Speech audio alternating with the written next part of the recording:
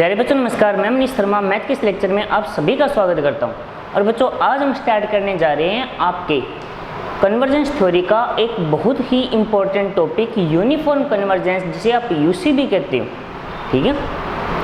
और आज इसी को बच्चों आपको एक विशेष तरीके से समझना होगा, यानी अभी तक आपने जो पढ़ा है उससे कुछ मिलता जुलता ही है। ये जो यूनिफॉर्म कन्वर्जेंस है, जिसे आप एक समान अभिसरण कहते हो, कन्वर्जेंस के जैसे ही है, लेकिन इसके अंदर कुछ विशेष बातें होंगी जो आपको समझनी है। तो आइए स्टार्ट करते हैं बच्चों। तो इसको समझने के लिए सबसे पहले आपको समझना होगा सीक्वेंस ऑफ फंक्शन, या जिसे आप हिंदी में क्या कहते हो, फलनों का अनुक्रम। यूनिफॉर्म कन्वर्जेंस को समझने के लिए कुछ पॉइंट्स हैं जिनके ऊपर हमारा नॉलेज स्ट्रॉन्ग होना बहुत ज़्यादा ज़रूरी है, ठीक है बच्चों। तभी आपको वो यूनिफॉर्म कन्वर्जेंस समझ आएगा। और उसी के क्रम में जो पहला टॉपिक आता है वो आता है आपका सीक्वेंस ऑफ फंक्शन, यानी फलनों का अनुक्रम। जो अभी तक जो आपने अनुक्रम पढ़ी, या तो वो नंबरों के होते हैं या कुछ और, लेकिन इस बार जब हम सीक्वेंस लेके चलेंगे वो क्या होगी, एक विशेष प्रकार के फलनों से बनेगी। जैसे मान लीजिए कोई सीक्वेंस इस प्रकार है, fn से i, यानी i कोई इंटरवल में परिभाषित है, f कोई सीक्वेंस है मेरे पास जो fn से i में परिभाषित है। तो यानी इसको लिखा कैसे जाएगा, देखो यदि मान लो मैं फलनों की सीक्वेंस को बच्चों ऐसे दर्शाऊंगा, एक बार इरेज कर देते हैं सिर्फ इस पर जो हमारा फोकस रहेगा। तो मान लीजिए f1, f2, f3, f4, इस तरीके से जो सीक्वेंस बनेगी वो क्या होगी, सीक्वेंस ऑफ फंक्शन, यानी फलनों की अनुक्रम। अब बात है कि इसको बनाया कैसे जाएगा वो देखिए। तो बच्चों मैं आपको यहाँ पे याद रखना, n का मतलब आप जानते ही हो, n का मतलब क्या होता है, नेचुरल नंबर। n का मतलब नेचुरल नंबर, यानी आपके पास कोई ऐसा फलन कुछ इस तरीके से होगा जो n पे डिपेंड करे और साथ में x पर भी डिपेंड करेगा। और x किसी इंटरवल में, जैसे मान लीजिए कि बच्चों मेरे पास f of nx is equal to, simple सा मैं एक फलन ले रहा हूँ, nx अपॉन 1 प्लस x, कुछ ऐसा, ठीक है। मैंने क्या किया, मान लीजिए एक फलन ले लिया जो f1x, यानी जो n और x दोनों पे डिपेंड करता है, लेकिन यहाँ पर जो बच्चों x होगा वो किसी फिक्स इंटरवल में ही होगा। ये बात आपको स्पेशली याद रखनी है। आई बात समझ में या नहीं आई? यानी मान लीजिए आपके पास f1 ऑफ x कुछ इस तरीके का है कि nx अपॉन 1 प्लस x, जहाँ x belong from any interval, वो इंटरवल कुछ भी हो सकता है, उसके अकॉर्डिंग हमें क्वेश्चन को सोल्व करना होगा, ठीक है। क्योंकि बच्चों n की वैल्यू तो फिक्स होती है, लेकिन x के ऊपर डिपेंड हमारी कुछ वैल्यूज हो जाएंगी। देखो तो अब आप देखो, हम भाई इसके अकॉर्डिंग जब मैं n की जगह 1 यूज करूँगा तो f1x क्या होगा, x upon 1 plus x। f of 2x क्या होगा बच्चों, 2x upon 1 plus x. f of 3x क्या होगा, 3x अपॉन 1 प्लस एक्स। यानी इस तरीके से मेरे पास क्या होगा, यानी क्रम वाइज आगे कुछ फलन आते जाएंगे, नहीं आते जाएंगे भाई, अलग अलग तरीके से मेरे पास कुछ ना कुछ तो फलन आते जाएंगे, ठीक है। तो इसे जब मैं एक सीक्वेंस के फॉर्म में लिखूँगा तो मेरे पास क्या हो जाएगा, कुछ ऐसा।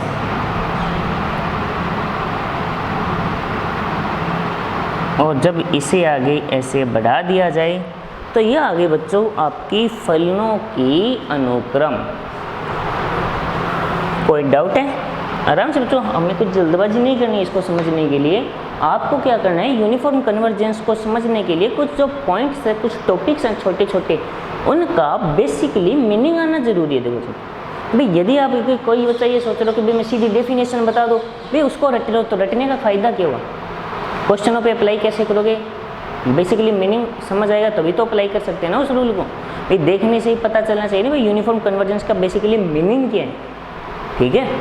तो सबसे पहले बताओ फलनों की अनुक्रम समझ आई क्यों, भाई ये टॉपिक क्यों डिस्कस किया है, क्योंकि इस चैप्टर के अंदर यूनिफॉर्म कन्वर्जेंसी जब भी आप चेक करोगे आपके पास फलनों की ही सीक्वेंस होगी, वो कुछ भी हो सकती है, जो डिपेंड किस पे करेगी, n और x पे, यानी जो फलन होगा वो होगा n और x का, जहाँ n आपका नेचुरल नंबर होगा और x क्या होता है आपका किसी इंटरवल में बिलोंग करेगा, यानी फॉर एनी रियल नंबर मान लो, कोई भी रियल नंबर हो सकता है, हाँ उस इंटरवल के ऊपर डिपेंडेबल करेगा, उसकी जो कन्वर्जेंसी है वो x के ऊपर भी डिपेंड करेगी। ठीक है, अब आप देखिए बात समझ आ गई।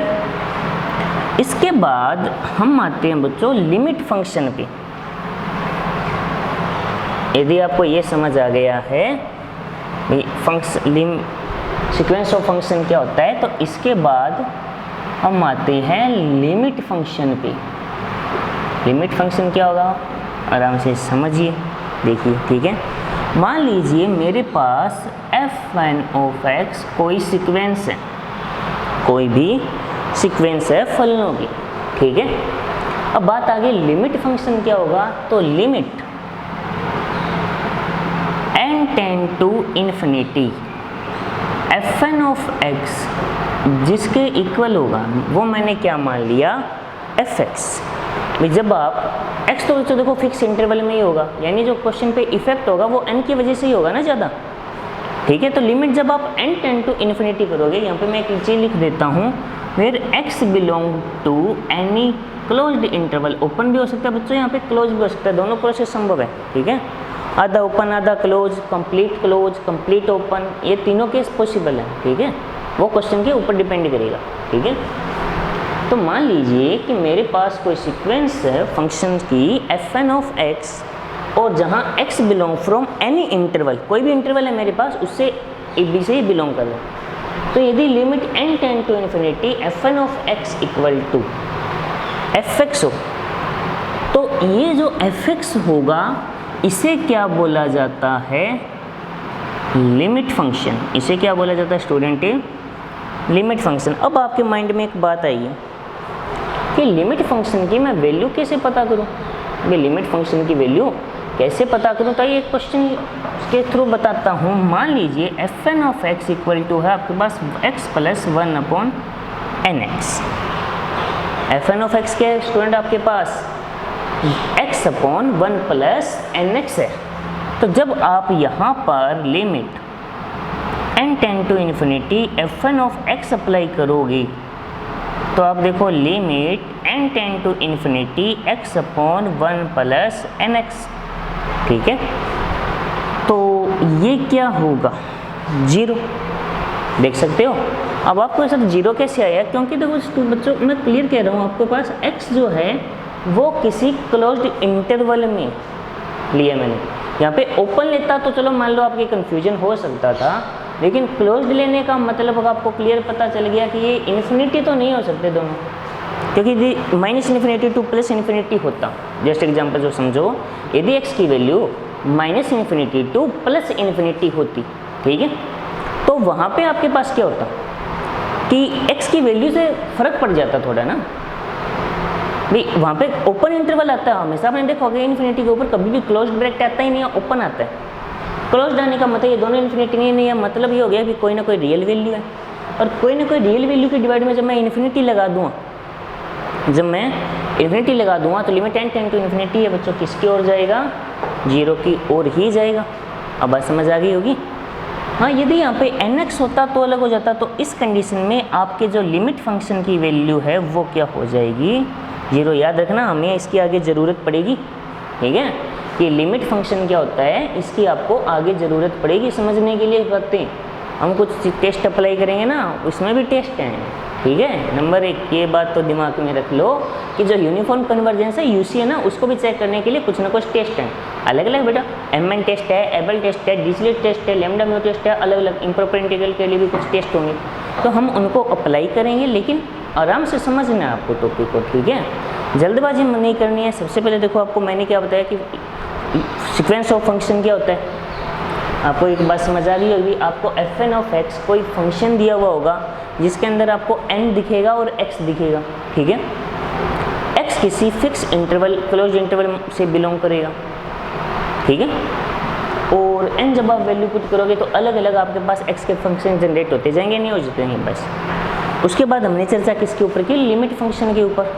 लिमिट फंक्शन क्या होता है, सिंपल सी प्रोसेस है कि जब आप limit n tend to infinity fn of x की जो वैल्यू होगी वो क्या होगी आपकी, उसको मैं fx मानूंगा और उसे क्या बोला जाता है आपका लिमिट फंक्शन। तो यहाँ पे लिमिट फंक्शन क्या हो गया, 0।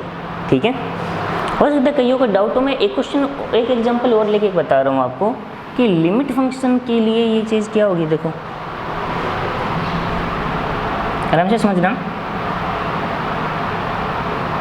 कि लिमिट, तो पहले मैं फलन लिखता हूँ।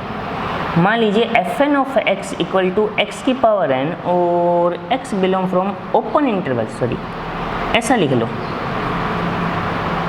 ऐसे यहाँ पे 1 में नहीं लिखूँगा, ठीक है, यहाँ पर 1 नहीं लिखूँगा, 1 को ओपनली रखना पड़ेगा। क्यों, उसका मैं रीज़न बताऊँगा। तो यहाँ पे आप देखो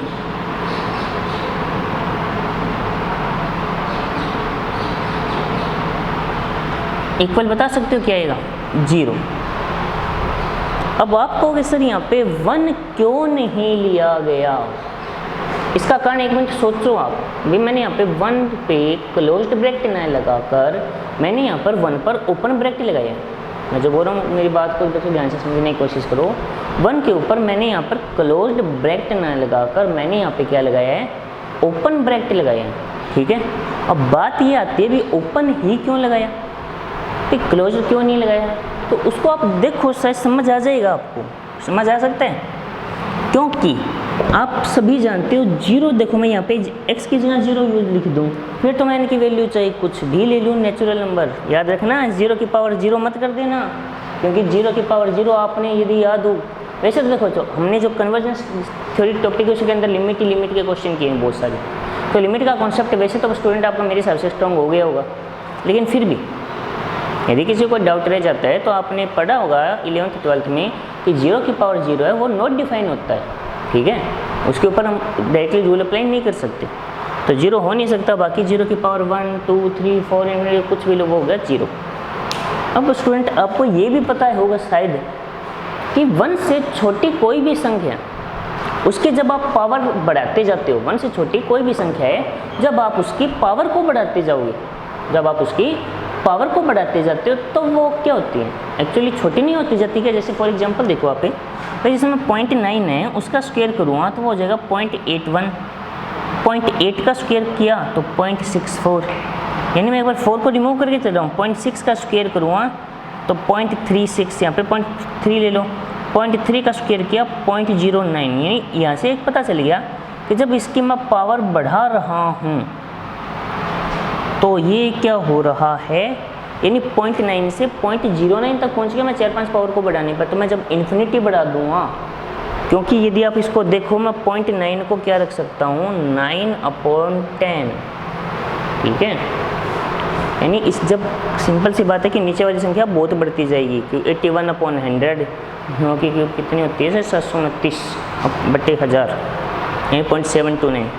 तो इस तरीके से आपके पास बच्चों क्या हो रहा है कि जो रिजल्ट हो रहा है वो रेगुलरली कम होता जा रहा है, यानी आपके पास 0 की ओर जा रहे हो आप। ठीक है, तो यानी ओपन इंटरवल तो यानी दोनों के बीच की मैं कोई भी वैल्यू रखूँगा वो 0 की ओर जाएगी। लेकिन जब बात 1 की आती, जब मैं यहाँ पे 1 रख देता, ये क्वेश्चन के थ्रू मैं आगे के 2 बातें और समझाऊंगा आपको। ये क्वेश्चन एग्जाम्पल मैंने इसलिए लिया है यहाँ पे भी, मैं इसी के थ्रू आपको पॉइंट वाइज कन्वर्जेंस और यूनिफॉर्म कन्वर्जेंस ये 2 टॉपिक समझाना चाहता हूँ। मैं इसी एक एग्जाम्पल के थ्रू समझाऊंगा, इसलिए कह रहा हूँ ध्यान से समझो कि यहाँ पर ठीक है जो बात आ रही है भी कि जब मैं इन दोनों के बीच की कोई भी वैल्यू यूज करूँगा तो आप देख सकते हो भी 0 से 1 के बीच की कोई भी वैल्यू हो, कोई भी रियल नंबर, उसकी घात जब इन्फिनिटी की ओर जाएगी तो वो 0 की ओर जाएगा। लेकिन अब बात आती है जब 1 रख दूँ तो क्या होगा।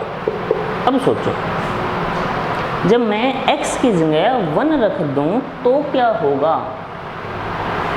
तो आपके पास 0 ने आकर इसका रिजल्ट क्या आ जाएगा, 1 आ जाएगा। हाँ या ना, आ जाएगा ना। तो अब बताइए उस कंडीशन में क्या लिमिट फंक्शन आपका यूनिक रहा, यूनिक तो नहीं रहा, एडविटी तो नहीं है, क्योंकि उस वक्त आपके पास लिमिट फंक्शन की 2 वैल्यू आती है। बस थोड़ा सा बच्चों यही कंसेप्ट आपको समझना है। यहाँ पे x के ऊपर इसकी डिपेंड कैसे हुआ, ठीक है, x के ऊपर डिपेंड कर रहा है आपका फंक्शन, जो लिमिट फंक्शन है वो किसके ऊपर डिपेंड कर रहा है, x के ऊपर। हमें यही इसी जो मैं बोल रहा हूँ ना x के ऊपर डिपेंड कर रहा है, इस वर्ड को लेकर आगे चलूँगा अब मैं, ठीक है, सीधा नहीं बढ़ूँगा। यानी आप क्या देख सकते हो कि आपका जो लिमिट फंक्शन है वो डिपेंड किसके ऊपर कर रहा है, यहाँ पे x के ऊपर, x की वैल्यू के ऊपर डिपेंड कर रहा है पूरा, क्योंकि x की वैल्यू अगर मैं बदल रहा हूँ तो आपका लिमिट फंक्शन की वैल्यू बदल रही है। और यही कंसेप्ट को लेकर हमें अब दो टॉपिक और समझने हैं, एक बच्चों पॉइंट वाइज कन्वर्जेंस और एक होता है यूनिफॉर्म कन्वर्जेंस। तो आइए इसको समझने की कोशिश करते हैं, एक एक बात को समझनी है, ठीक है। तो देखिए बच्चों आगे,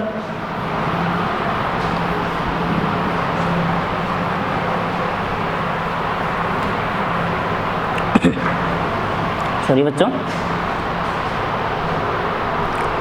तो नेक्स्ट टॉपिक जो हमारा आपका रहेगा बच्चों वो है पॉइंट वाइज कन्वर्जेंस।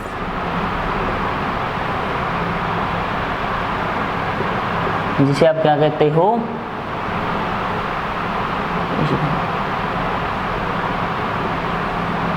अभिसरण।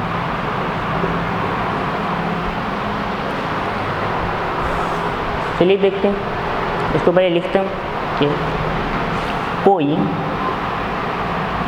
अनुक्रम, इसकी डेफिनेशन लिख रहा हूँ, पहले समझाऊंगा बाद में, ठीक है, पहले डेफिनेशन लिखनी जरूरी है। कोई अनुक्रम fn of x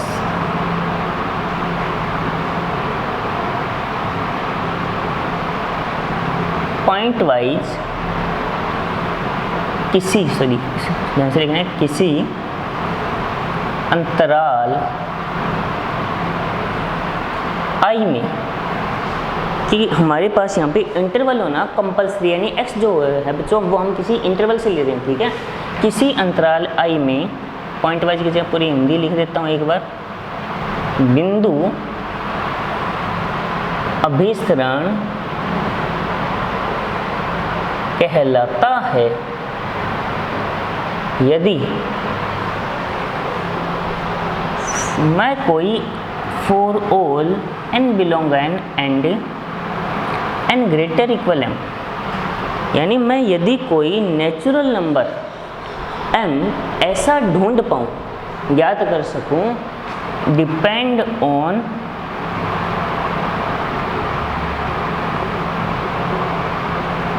x, epsilon. ये वर्ड सबसे ज़्यादा ज़रूरी है समझना। ये जो मैंने यहाँ लिखा है ना कि m जो है, यानी कोई भी फलन fn x किसी अंतराल i में बिंदु अभिसरण होगा, बिंदु अभिसारी होगा, यानी पॉइंट वाइज कन्वर्जेंस होगा यदि for all n belong n, यानी मैं कोई नेचुरल नंबर n के लिए, यानी उसके लिए कोई ऐसा नेचुरल नंबर ज्ञात कर पाऊँ, ऐसा नेचुरल नंबर ढूंढ पाऊँ m जो किस पे डिपेंड करे, x और एप्सिलॉन दोनों पे डिपेंड करे, x और एप्सिलॉन दोनों पे डिपेंड करे, तथा जिसके लिए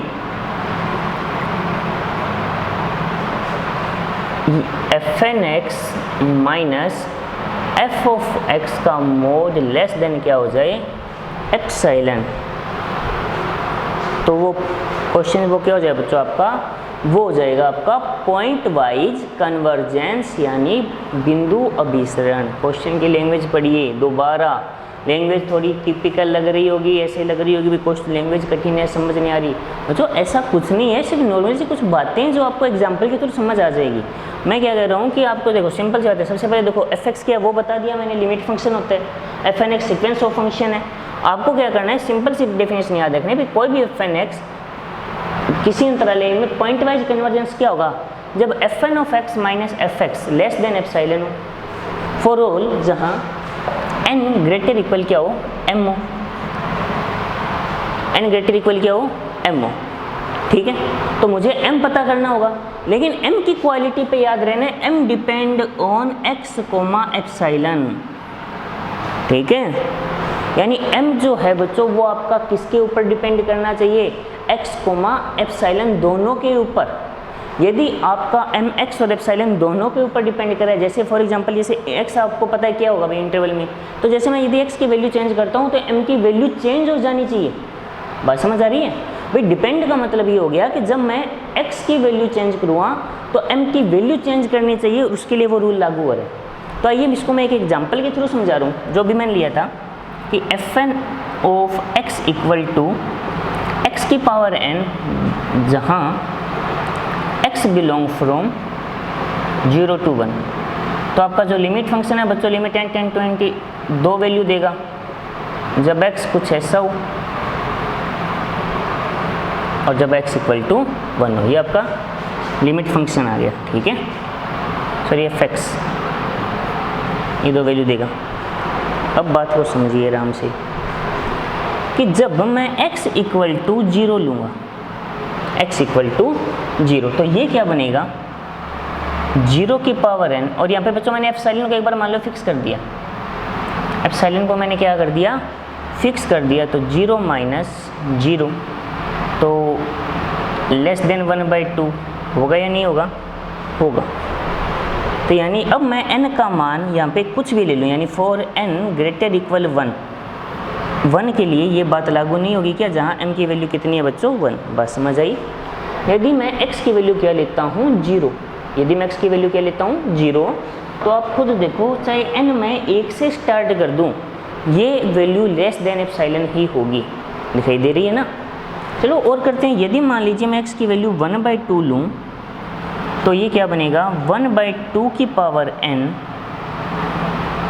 माइनस 0 लेस देन 1/2। ये बेटा अब आप सोचो कि ये वैल्यू कब भी n की वैल्यू 1/1 लूँगा तो ये नहीं होगी, यानी n की वैल्यू मुझे कहाँ से स्टार्ट करनी पड़ेगी 2 से, यानी n ग्रेटर इक्वल क्या होगा 2 होगा।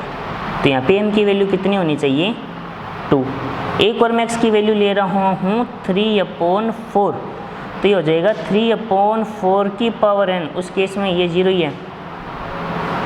ये लेस देन 1/2 कब होगा, शायद ये होगा n इक्वल टू 3, 2 के ऊपर शायद, ये 0.75, 0.3 के ऊपर होगा लेस। तो यहाँ पे n ग्रेटर इक्वल 3 के लिए बात लागू होगी, तो यहाँ पे m की वैल्यू क्या होगी 3। तो अब बच्चों आप ये देखो कि जैसे जैसे मैं इस क्वेश्चन के अंदर x की वैल्यू चेंज कर रहा हूँ, मेरा एप्सिलॉन फिक्स है, लेकिन m चेंज हो रहा है या नहीं चेंज हो रहा है, m तो चेंज हो रहा होगा भाई। n ग्रेटर देन ये तो नहीं कभी फिक्स नंबर है, एक फिक्स नंबर होगा भाई m एक फिक्स नेचुरल नंबर होता है, उसके बाद के सभी के लिए वो बात लागू होनी चाहिए।